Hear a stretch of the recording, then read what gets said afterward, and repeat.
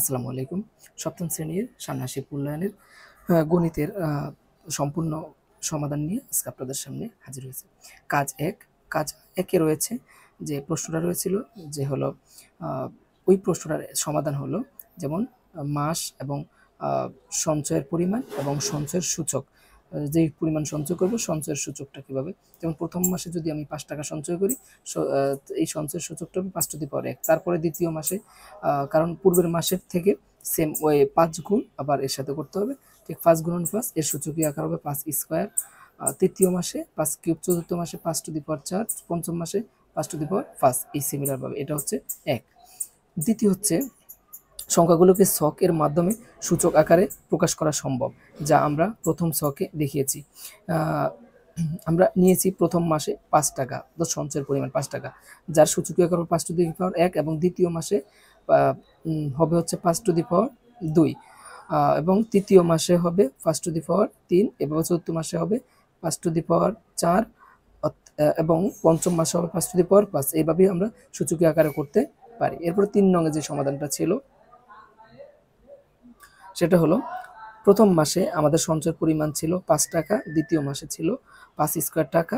ঠিক এইভাবে আমাদের পঞ্চম মাসে সঞ্চয়ের পরিমাণ হবে ৫ টু দি পাওয়ার ৫, অর্থাৎ ৳৩,১২৫। এটা ছিল প্রথম কাজ ১ এর ৩ নং পর্যন্ত সমাধান। এরপরে চতুর্থ নম্বর সমাধানটি হচ্ছে যে টেবিল তৈরি করতে মোট কত টাকা খরচ হবে। এটা টেবিলটি তৈরি করতে মোট আমাদের খরচ হবে ৳৩,১২৫। ৳৩,১২৫ সঞ্চয় করতে হবে হচ্ছে ৫ টু দি পাওয়ার ৫, অর্থাৎ ৫ মাস সময় লাগবে। ৫ টু দি পাওয়ার ৫ মানে ৳৩,১২৫, অর্থাৎ ৳৩,১২৫ সঞ্চয় করতে আমাদের ৫ মাস সময় লাগবে। এরপরে আসছি আমরা কাজ ২। কাজ ২ হচ্ছে প্রথমে যেটা ছিল, প্রথমে একটি অর্থাৎ একটি মডেল তৈরি করতে হবে। এটা ঘনবস্তুর বা হচ্ছে ত্রিমাত্রিক একটা মডেল তৈরি করতে হবে। ত্রিমাত্রিক মডেল বলতে সেখানে যার দৈর্ঘ্য প্রস্থ উচ্চতা থাকতে হবে, এটাই হচ্ছে ত্রিমাত্রিক। তো তৈরিকৃত মডেলটি একটি ঘনক আকৃতির মডেল।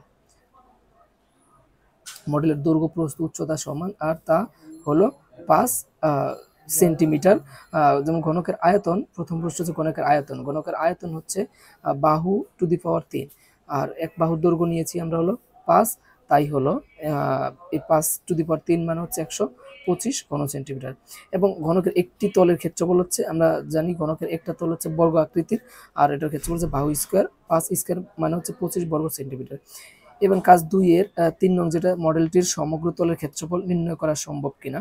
হ্যাঁ, নির্ণয় করা সম্ভব। সেটা হলো ঘনকের সমগ্র তলের ক্ষেত্রফল হচ্ছে 6 ইন্টু বাহু স্কোয়ার, কারণ ঘনকের ৬টা তল রয়েছে আর এক তলের ক্ষেত্রফল হচ্ছে বাহু স্কোয়ার, তাহলে ৬ দ্বারা গুণ করলে আমরা পেয়ে যাব ফাইনাল অ্যান্সার। তাহলে 6 ইন্টু ৫ স্কোয়ার মানে হচ্ছে ১৫০ বর্গ সেন্টিমিটার।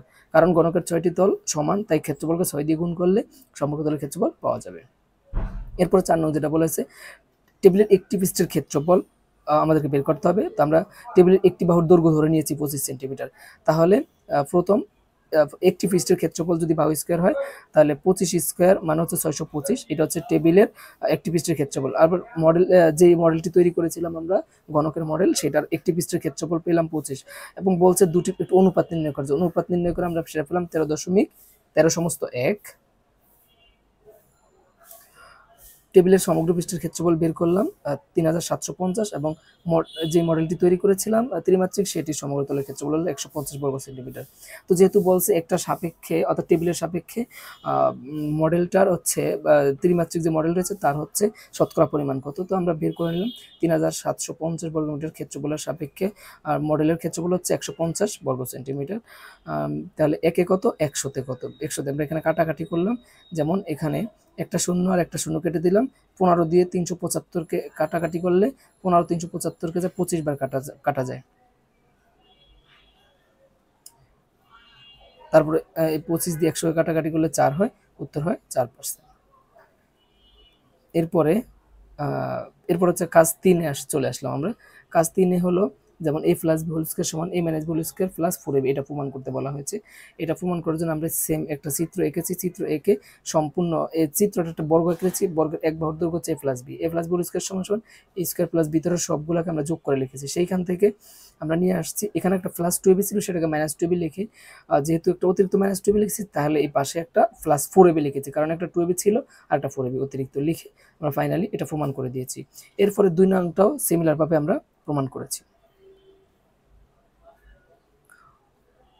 এরপরে 3 নংটা ওই একইভাবেই প্রমাণ করেছি। এরপর হচ্ছে 4 নং a plus b plus c a square plus b square plus c square সমান a plus b plus c whole square minus 2 into a plus b c plus c প্রমাণ করতে হবে। তো এখানে আমরা সব চারিদিক ক্ষেত্রে আমরা তিনটা করে ঘর অঙ্কন করেছি। সেখান থেকে একটা ঘরের নাম দিচ্ছি a, আরেকটা b, আরেকটা c। তারপর সেখান থেকে আমরা যদি এটা একটা বর্গ চিন্তা করে এক বাহুকে ধরি, তাহলে এক বাহুর দৈর্ঘ্য হচ্ছে a plus b plus c। তাহলে a plus b plus c whole square কি পাবো, ভিতরে যেই কটা ক্ষুদ্র ক্ষুদ্র ঘর আছে প্রত্যেকটার যোগফলের সমান। তাহলে সেইখান থেকে আমরা এরপর লাইনে কি করছি, বাম পক্ষ ডান পক্ষে নিয়ে আসছি আর ডান পক্ষ বাম পাশে নিয়ে আসছি, সেখান থেকে আমরা প্রমাণ করে দিয়েছি 4 নং।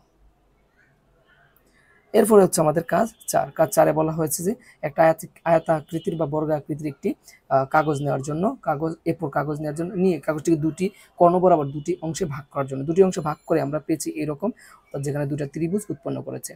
আকৃতি দুটি হলো ত্রিভুজ, যার বৈশিষ্ট্য ত্রিভুজের এই আকৃতির তিনটি বৈশিষ্ট্য লিখতে বলছে, এবং ত্রিভুজের 3টি বাহু আছে, ত্রিভুজের 3টি কোণ আছে, এবং 3টি কোণের সমষ্টি বা যোগফল 180 হয়ে থাকে। 2 হচ্ছে চাঁদার সাহায্যে কোন 3টির পরিমাপ করলে যোগফল 180 হবে, এটা আমাদেরকে দেখাইতে বলা হয়েছে। তো আমরা যদি চাঁদার সাহায্যে যে কোনো একটা ত্রিভুজের 3টি কোণ পরিমাপ করি, তাহলে আমরা দেখব যে 3টি কোণের যোগফলই 180 ডিগ্রি হয়েছে। তৃতীয় প্রশ্ন, আকৃতিটি হলো একটি ত্রিভুজ যার 3টি বাহু আছে। আমরা 3টা বাহুর মান নিলাম, যেমন ত্রিভুজ আকৃতি সাধারণত কিরকম মান লাগে, যে কোনো 3টি মান নিলাম আমরা, নিয়ে বলছে যে এই বাহুগুলো হর এবং লব চিন্তা করলে প্রকৃত ভগ্নাংশ তৈরি করা সম্ভব কিনা বা কিভাবে তৈরি করা যাবে। তো আমরা প্রকৃত ভগ্নাংশ তৈরি করেছি। প্রকৃত ভগ্নাংশ হচ্ছে লব হচ্ছে ছোট থাকবে, হর বড় থাকবে, এটা হচ্ছে প্রকৃত ভগ্নাংশ। তো 3টি প্রকারের প্রকৃত ভগ্নাংশ তৈরি করেছিলাম। এরপর হচ্ছে প্রাপ্ত ভগ্নাংশগুলোর 3টি করে গুণিতক লেখার জন্য বলা হয়েছে, তো আমরা ঠিক 3টি করে গুণিতক লিখেছি। এরপর 5 নং হচ্ছে ভগ্নাংশগুলোর সমহরে রূপান্তর করে লসাগু নির্ণয় করা হলো। সমহরের রূপান্তর কিভাবে করব, জাস্ট 3টাকে হর সমান করেছি, তারপর এদের লসাগু নির্ণয় করেছি। এই ছিল আমাদের গণিতের সম্পূর্ণ সমাধান। আল্লাহ হাফেজ, পরবর্তীটাতে আবার দেখা হবে।